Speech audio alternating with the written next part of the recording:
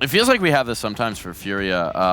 It's a little bit of a shaky metaphor, but bear with me. They're almost like a little bit of an old car where you don't know if the ignition is always going to take on the first turn of the key, but once it gets going, man, that thing roars to life. They always need like one round, one force buy, one pistol win, something to just spark that fire, and then once it's going, they're so tough to put out. Yeah, it's actually fun you saying that because their first run they won was a force buy. It was a pistol round that they shouldn't have been winning, so it's actually funny you saying that. It's a consistent thing. Someone else who was very consistent here on Dust 2, Bazinia. We were standing on Bazinius as our player of the map, really lit the way, and then lit the way in the interview as well.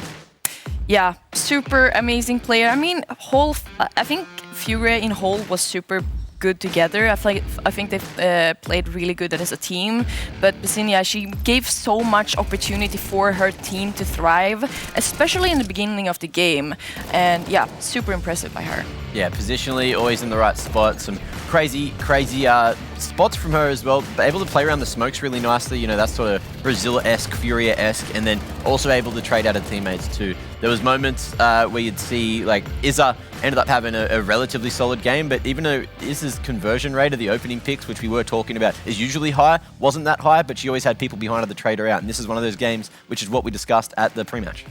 When the pack is together, the pack is very strong. But there were some signs of strength from Na'Vi as well that might give us hope further into this series. There's one round in particular you wanted to highlight, Mac?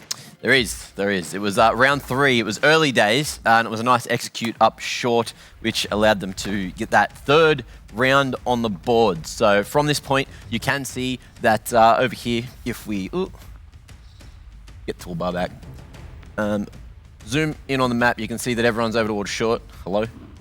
There we are. Beautiful. So you can see everyone's over here on short, getting the short setup.